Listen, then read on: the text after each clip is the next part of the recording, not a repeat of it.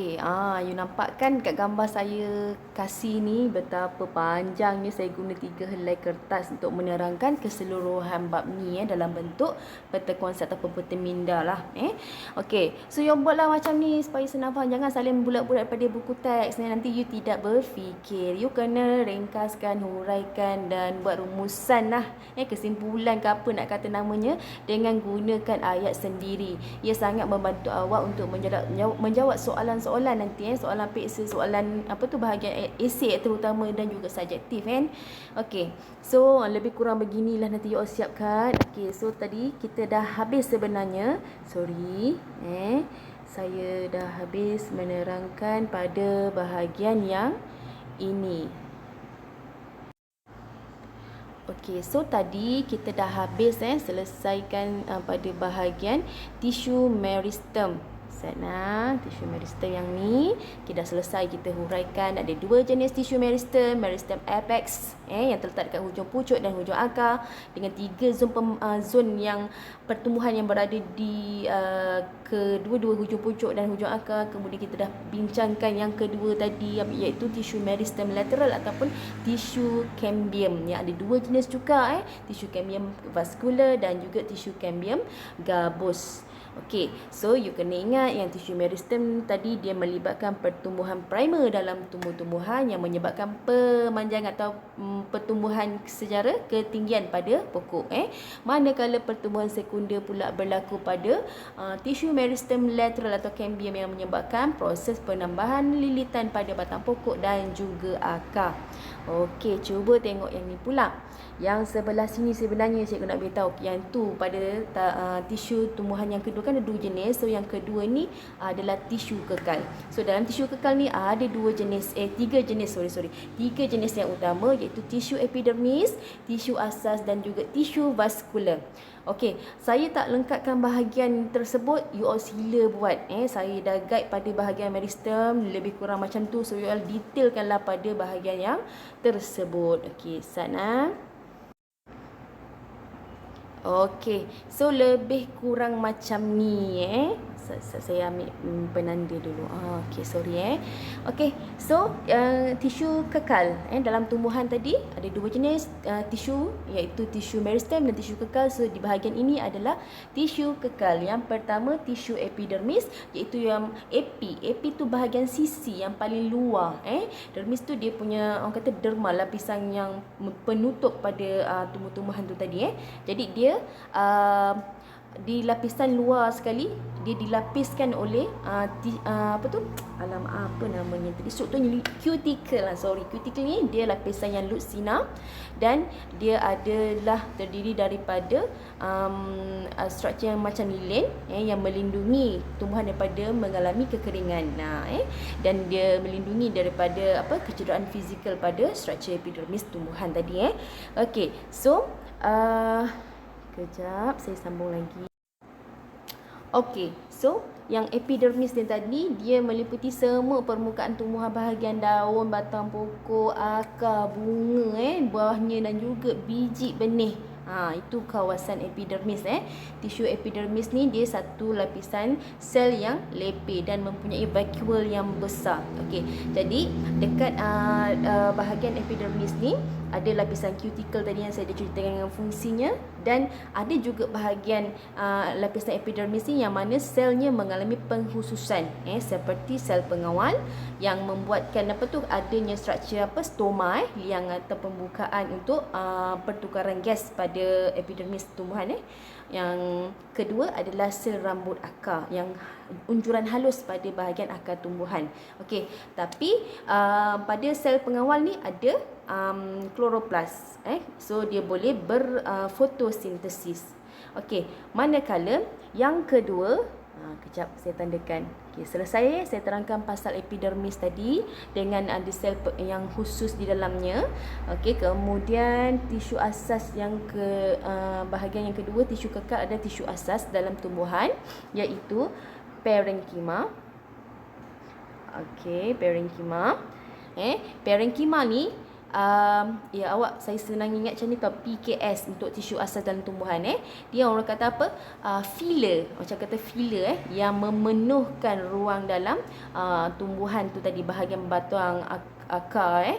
Okey, so parenchyma dia adalah sel mesofil. Okey, sel mesofil ni dia terdiri daripada dua jenis, sel mesofil palisad yang kalau kita pernah belajar masa sebelum ni, dia struktur dia menegak sebab dia untuk menambahkan luas permukaan bagi proses fotosintesis dengan lebih efisien. Dan yang kedua adalah sel mesofil berspan. Yang ni dia pula struktur dia adalah keadaannya lebih longgar, ada ruang, ada rongga antara satu sel ke satu sel yang lain.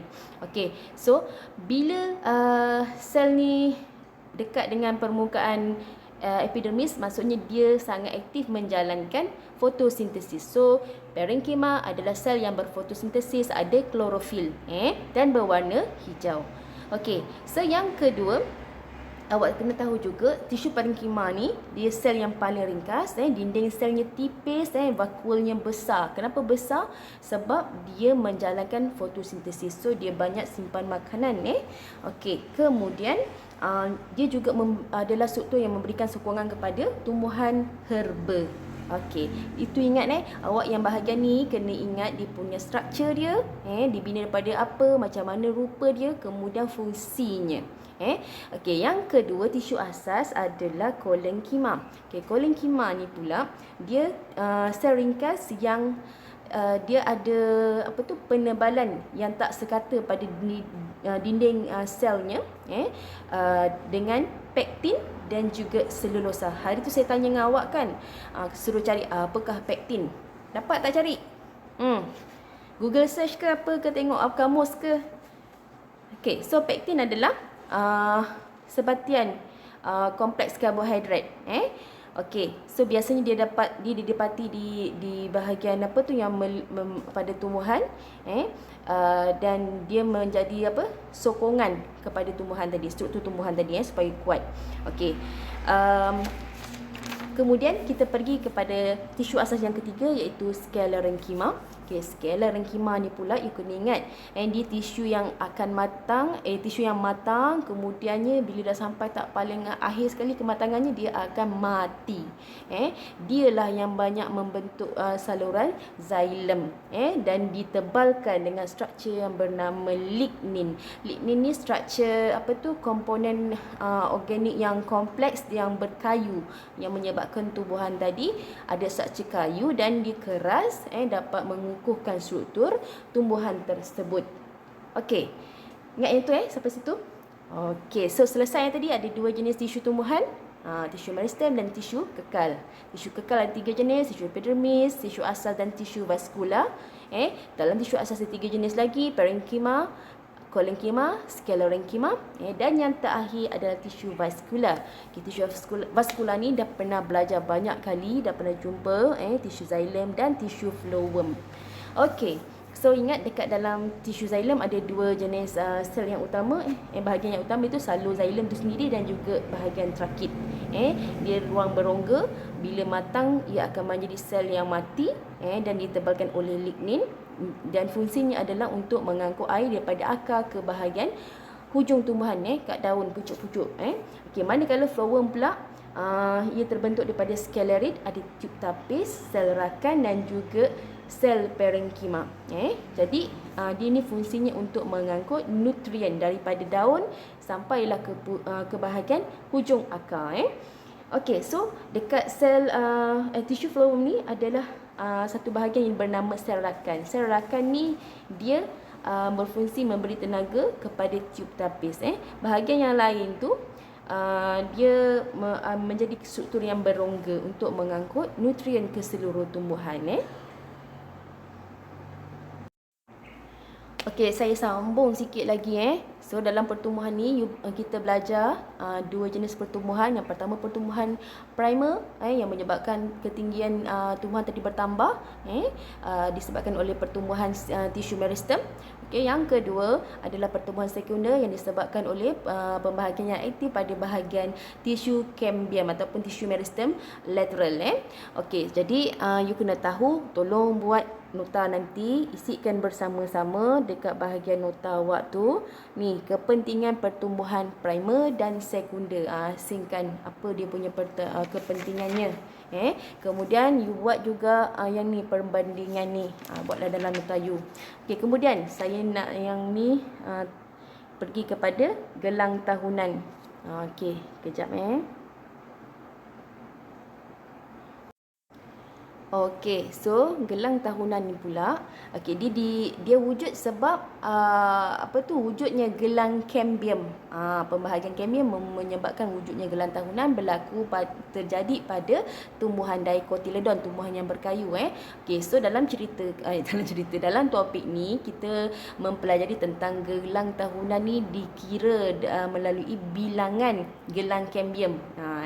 Okey, so kalau pada musim bunga, cambium tadi berwarna lebih cerah, sebab kita boleh differentkan daripada musim luruh, musim panas ni tadi, dia punya struktur gelang cambiumnya adalah lebih gelap disebabkan oleh penebalan lignin. So orang boleh kira berapa bilangannya, tahulah usia tumbuhan tersebut, sebab tu namanya adalah gelang tahunan. Okey, jadi itu bagi tumbuhan yang 4 musim sangat ketara gelang tahunannya. Senang nak tahu dia punya usia berbanding dengan tumbuhan di kawasan khatulistiwa. Sebab pertumbuhan gelang cambium tu agak kurang ketara sebab kita tak ada perbezaan musim yang ketara kan. Kita kan mengalami panas sepanjang tahun kan. Okey. So nanti you all rujuk yang ni